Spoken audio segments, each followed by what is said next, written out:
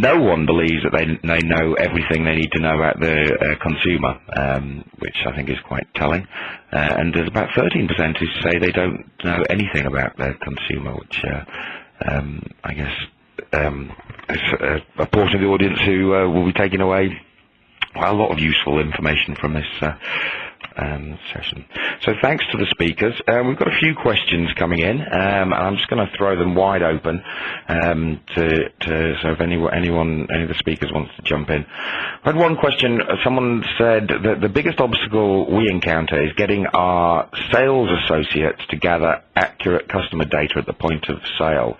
And they ask, what are some of the ways we can improve our data gathering so we can make smarter decisions regarding our customer marketing? So I guess the question is really a sort of nuts and bolts question about the actual gathering of data, the physical mechanism by which it's done. Anyone got any thoughts on that? Kelly speaking here. One of the difficulty parts at the retail level is clearly the time in which you have to collect data from a consumer when they're moving through your POS till. In many cases, customers have engaged in a loyalty card, which, when signed up for, allows you to gather some of that demographic information. And then when swiped at retail, it gives you ideas such as type of purchase, frequency of purchase, and amount of spend, and then in some cases over time, lifetime value. Where there's POS issues and maybe retail-wide, nationally, you're not able to have a consistent POS mechanism, many companies are using PIN-based systems to push their consumers online to participate in promotions. And that's allowing you to gather some of that consumer information from a purchase, much like Huggies is doing, where there is a PIN code in every package. And when that PIN code is entered online in a digital environment for trying to win a game or trying to win prizes or trying to earn points, we're able at that part to start to collect data on that consumer. So it really depends on the sophistication of your POS terminals at your retail location. And if you don't have the ability to do integration with some kind of a card solution at that point, then moving into the online environment from a data collection, from a PIN on pack or a PIN handed out at retail on receipt is another great way to collect data. Very good. Thanks, Kelly. There was two questions came in with a very similar theme. I wonder if any of our speakers have thoughts on this. One person asked, do you have any ideas or suggestions for keeping consumers engaged when they only buy products every 7 to 10 years? And someone else said, what are the implications here for brands that might have a 10-year life cycle? Because we've been talking mostly about pretty fast-moving goods so far. Kelly or Stuart, do you have any thoughts for how all of this changes when the product life cycle is closer to a decade?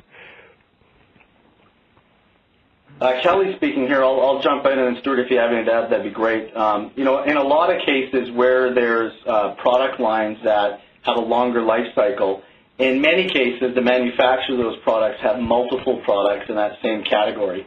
So whether they're a manufacturer of kitchen white goods, where it would be fridges, stoves, and other things, there's ways in which to engage in your consumer across your entire product line rather than just against that one product. And in typical cases, their lifestyle or the life cycle buying of those happens every 3 to 5 years rather than every 10.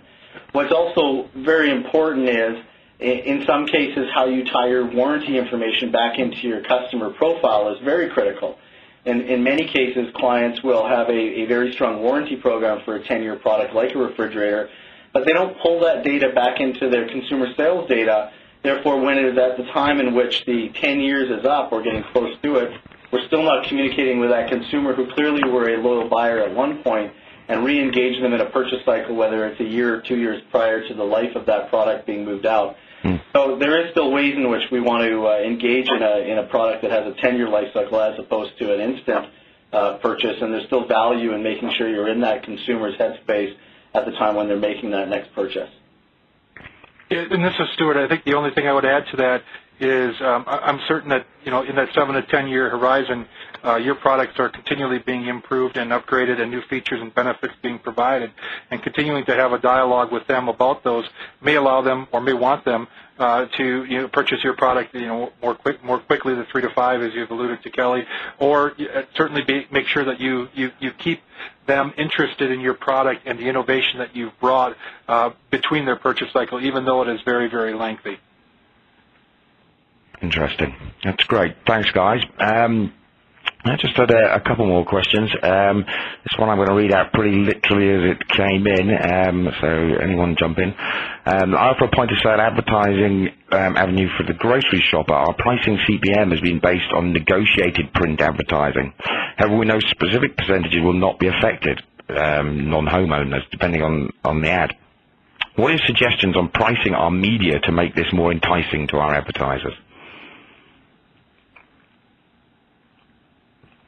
Anyone got any thoughts on that coming from the other side of it? But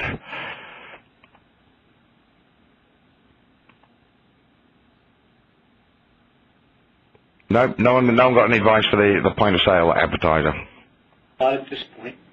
Okay, all right. Sorry, listener, that one we're going to have to jump over. There's another question from, and this is a very broad one, and in some ways goes back right to the heart of the presentations. There was a lot of information. What should I do to get started if we have not done promotions in the past? So what's the very first steps a marketer should take? The very first thing very first question they should ask themselves? Well, I think, I'll take this one.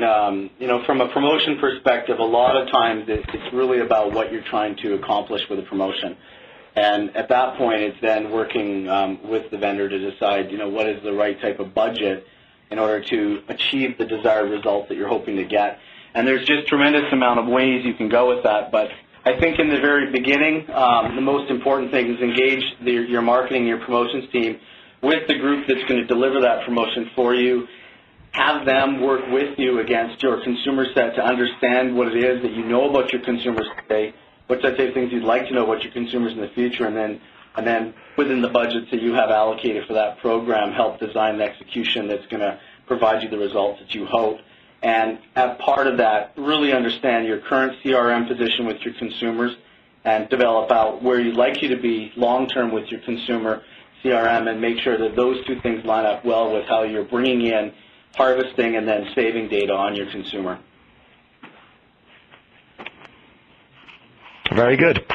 Well, that kind of wraps things up. There's no more questions from the audience. I want to thank all of our speakers, Kelly, Stuart, and Todd, and thank our sponsor, IC Group, and thank you all for coming along to our webcast.